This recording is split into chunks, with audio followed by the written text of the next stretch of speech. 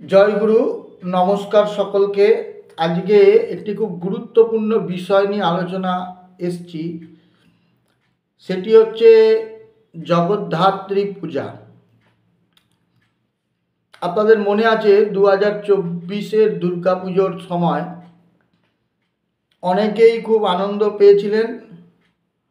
বিশুদ্ধ সিদ্ধান্ত পঞ্জিকায় পুজোর দীর্ঘ সময় পাওয়া যাচ্ছে, তাই বিশুদ্ধ সিদ্ধান্তের গণনা ঠিক আর প্রাচীন পন্থীদের গণনা ভুল। আবার এই বছরটা কিন্তু দুর্গাপুজোর সময় সেই রকম পরিস্থিতির সম্মুখীন না হলেও জগদ্ধাত্রী পুজোয় কিন্তু এইরকম একটি সমস্যার সৃষ্টি হয়েছে। সমস্যাটা হলো এইরকম যে সমস্যাটা 2024-এর দুর্গাপুজোয় মানুষ সম্মুখীন হয়েছিল তিথি স্বল্পতা, সেই তিথি স্বল্পতা কিন্তু আবার জগদ্ধাত্রী পূজার ক্ষেত্রে দেখা যাচ্ছে বিশুদ্ধ সিদ্ধান্ত পঞ্জিকায়। আরও একটি জিনিস আমি বলছি, যে অনেকেই মনে করছেন যে 30শে অক্টোবর বৃহস্পতিবার বিশুদ্ধ সিদ্ধান্ত পঞ্জিকার যে পাতা 30শে অক্টোবরের যে পঞ্চাঙ্গ বিবরণ, সেখানে জগদ্ধাত্রীর ছবি দেওয়া, জগদ্ধাত্রী পূজা বলে লেখা আছে। আবার 31 তারিখের যে পঞ্জিকা বিবরণ, সেখানে লেখা রয়েছে কিন্তু শ্রী শ্রী জগদ্ধাত্রী দ্বিতীয় কল্পীয় ত্রিকাল বিহিত জগদ্ধাত্রী পূজা। এবার লোক বা মানুষ সিদ্ধান্ত নিতে পারছেন না যে আমি ভাই কোন দিন জগদ্ধাত্রী পুজোটা করব। ইতিমধ্যে আমাকে কয়েকজন ফোনও করেছেন। তো আমি প্রথম যেটা বলবো, যারা বিশুদ্ধ সিদ্ধান্ত পঞ্জিকা অনুসারী তাদের পুজো কিন্তু 31শে অক্টোবর অর্থাৎ শুক্রবার দিন হবে। এর কারণ আমি বলে দিচ্ছি। আর যারা প্রাচীনপন্থী তাদের পুজো হবে বৃহস্পতিবার 30শে অক্টোবর। যেমন বিশুদ্ধ সিদ্ধান্ত পঞ্জিকা অনুসরণ করে যারা পূজা করবেন তাদের পুজো হবে 31শে অক্টোবর। আর গুপ্ত প্রেস আদি পঞ্জিকা যারা অনুসরণ করছেন তাদের পুজো হবে 30শে অক্টোবর। অর্থাৎ বিশুদ্ধ সিদ্ধান্ত মতে শুক্রবার পুজো, আর গুপ্ত প্রেস মতে বা মদন গুপ্ত বা PM বাগচি এদের মতে, যে প্রাচীনপন্থী তাদের মতে হচ্ছে বৃহস্পতিবার। কারণটা হচ্ছে যে প্রাচীনপন্থী যারা গুপ্ত প্রেসাদি পঞ্জিকা, এদের ক্ষেত্রে দেখা যাচ্ছে 29শে অক্টোবর অষ্টমী শেষ রাত্রি 4:44, প্রায় কিছু সেকেন্ড আছে, 4:43 অষ্টমী ছেড়ে যাচ্ছে, তারপরে নবমী পাচ্ছে। এটা হচ্ছে 29শে অক্টোবর। এবং 30শে অক্টোবর সারাদিন প্রাচীনপন্থীদের মতে বা গুপ্ত প্রেসাদির মতে সারাদিন নবমী রয়েছে। 30 তারিখ শেষ রাত্রি 4:33 শুক্রবার হচ্ছে নবমী ছাড়ছে। কিন্তু বিশুদ্ধ সিদ্ধান্ত পঞ্জিকা মতে 30শে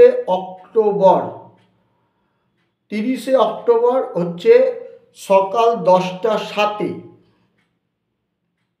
নবমী তিথি লাগবে, আর 31 তারিখ সকাল 10টা 04 নবমী ছাড়বে 31 তারিখ। এই জন্য দেখুন 30শে অক্টোবর প্রাচীন পঞ্জিকা যেগুলো আছে সেখানে সূর্যোদয় পেয়েছে, সারাদিন আছে, শেষ রাত্রে গিয়ে নবমী ছাড়বে 30শে অক্টোবর। তো প্রাচীন পঞ্জিকাগুলোর মধ্যে 30শে অক্টোবরই লেখা আছে অক্ষয় নবমী ব্রত, দুর্গা নবমী ব্রত, জগদ্ধাত্রী পূজা, ত্রেতা যুগাদ্দা। এইগুলো সব কিন্তু ওই দিনকে লেখা রয়েছে। ত্রেতা যুগাদ্দা, বৃহৎ নীল তন্ত্রোক্ত ত্রিপুরা সুন্দরী দেবীর পূজা, এগুলো সব ওই দিনকে লেখা রয়েছে 30 তারিখ, যেহেতু সূর্যোদয় প্রাচীন পঞ্জিকা মতে নবমী পেয়েছে এবং পূর্বাহ্ন বা পুজোর উপযুক্ত যে পূর্বাহ্ন সেটাও পেয়েছে। কিন্তু বিশুদ্ধ সিদ্ধান্ত মতে কিন্তু পূর্বাহ্ন প্রায় অতিক্রান্ত হয়ে যাচ্ছে বা হয়ে গেছে, তারপর নবমী 30 তারিখ অর্থাৎ বৃহস্পতিবার পাচ্ছে, তারপরে নবমী তিথি লাগছে বিশুদ্ধ সিদ্ধান্ত মতে 30শে অক্টোবর। 31শে অক্টোবর শুক্রবার বিশুদ্ধ সিদ্ধান্ত মতে নবমী সকাল 10টা 4 পর্যন্ত আছে, অর্থাৎ সূর্যোদয়টা 31 তারিখ বিশুদ্ধ সিদ্ধান্ত মতে নবমী পাচ্ছে। এখন পণ্ডিত যুগাদ্দা তিথি, এই জন্য বিশুদ্ধ সিদ্ধান্ত পঞ্জিকা কবে লিখেছে, তেতা যুগাদ্দা 31শে অক্টোবরে লিখেছে। শাস্ত্রীয় বচন হচ্ছে শুক্লপক্ষের সেই তিথি গ্রহণ করবে যেটি উদয়গামী। এই ক্ষেত্রে আমরা 31 তারিখে বিশুদ্ধ সিদ্ধান্ত পঞ্জিকায় দেখতে পাচ্ছি উদয়গামী তিথি পাচ্ছে নবমী। আর জগদ্ধাত্রী পুজো ত্রৈকালীন যে পুজো সেটা নবমী তিথিতে কর্তব্য, তো শুক্লপক্ষের কর্ম এবং উদয়গামী তিথি গ্রাহ্য, তো 31 তারিখে পাচ্ছে। তাই বিশুদ্ধ সিদ্ধান্ত মতে কিন্তু 31 তারিখে জগদ্ধাত্রী পূজা। অন্যদিকে গুপ্ত প্রেস আদি পঞ্জিকায় 30শে অক্টোবর নবমী তিথি সূর্যোদয় পাচ্ছে, তাই ওদের মতে 30শে অক্টোবরই জগদ্ধাত্রী পুজো। কেমন? ওই জন্য আপনারা একটা পচনই পাবেন যে যুগাদ্যা বর্ষবৃদ্ধিশ্চ সপ্তমী পার্বতী প্রিয়া, এই যে বচন আছে সেখানে পরিষ্কারই বলা আছে যে উদয়গামী তিথি গ্রাহ্য। আমি যে দুর্গাপূজা অনুশীলন গ্রন্থটি লিখেছি সেখানে সপ্তমী বিহিত পূজা বা সপ্তমী প্রসঙ্গে আলোচনা ক্ষেত্রে, পত্রিকা প্রবেশ বিষয়ে আলোচনা ক্ষেত্রে এই উদয়গামী তিথি এবং যুগ্মাদর নিয়ে আলোচনা বিস্তৃত করেছি। যাদের কাছে আমার এই লেখা বই আছে তারা সেখানে এই বিষয়ে বিস্তৃত আলোচনা পেয়ে যাবেন, জ্যোতিষ সম্পর্কিত আলোচনা। তো এই কারণে ডিফারেন্সিটা হয়েছে। এখন এটা মজার ঘটনাটা হচ্ছে এই যে বিশুদ্ধ সিদ্ধান্ত পঞ্জিকায় 30শে অক্টোবর নবমী সকাল 10টা 7 পর লাগছে, আর 30শে অক্টোবরই পঞ্চাঙ্গ বিবরণীতে জগদ্ধাত্রীর ছবি দেওয়া আছে। তাই দেখে অনেকে ভাবছেন যে সকালবেলায় পুজোটা আরম্ভ করবো কী করে, নবমী তো পাচ্ছে না। আবার পরের দিন সকাল 10টা 4 নবমী ছেড়ে যাবে, তাহলে দশমী হয়ে যাবে। তাহলে দশমী হয়ে গেলে শেষের দিকে দশমীতে তো বলিদান নিষেধ আছে, বলিদান করব কি করে, বা কি আমি করব, ইত্যাদি বিভ্রান্তির মধ্যে পড়ে যাচ্ছে।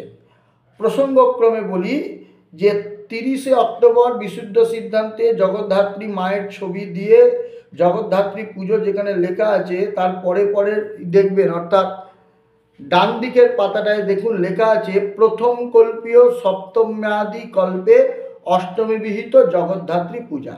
আমি এখানে বলি যে এর আগেও আমি অনেকবার আলোচনা করেছি জগদ্ধাত্রী পূজার কল্প নিয়ে।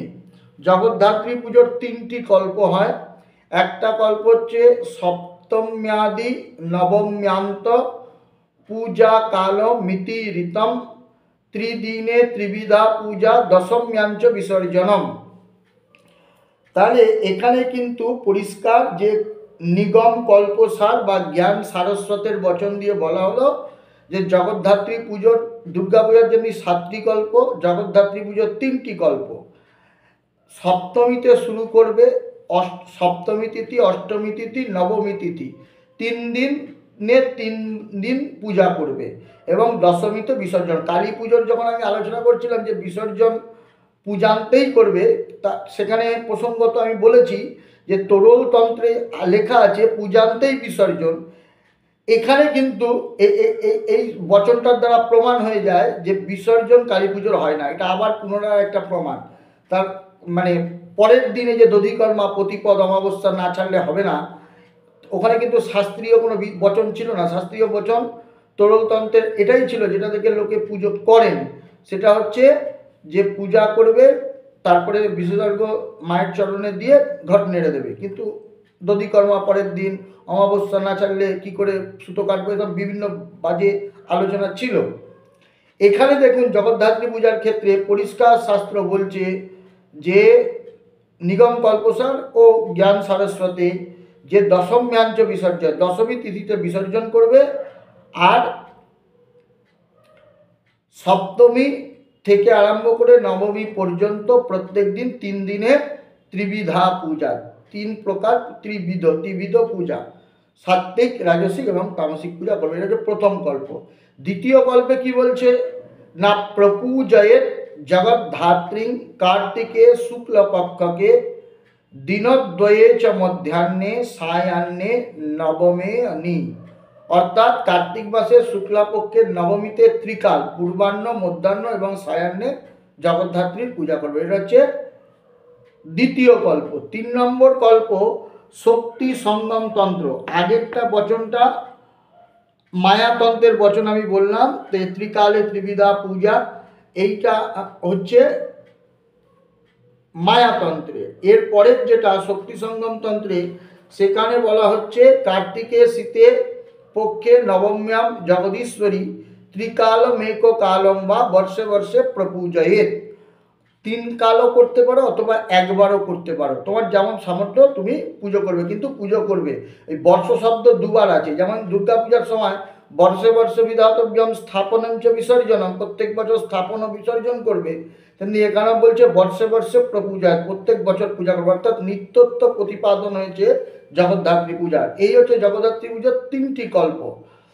তো এইবার এই বিশুদ্ধ সিদ্ধান্ত পঞ্জিকায় দেখুন আপনি পরিষ্কার কিন্তু এখানে বলা হলো যে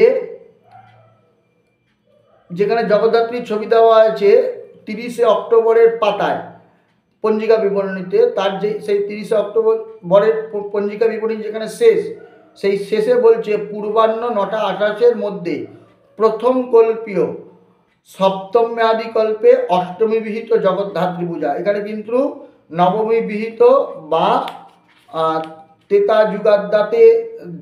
যুগাদ্দার দিন যে দ্বিতীয় কল্পবিহিত পূজা, সেটা কিন্তু বলা নেই। যারা সপ্তমী, অষ্টমী, নবমী 3 দিন ধরে জগদ্ধাত্রী পূজা করেন, তারাই 30শে অক্টোবর বিশুদ্ধ সিদ্ধান্ত পঞ্জিকার মতে যারা পূজা করবেন, তারাই 30শে অক্টোবর জগদ্ধাত্রীর অষ্টমী বিহিত পূজা করবেন।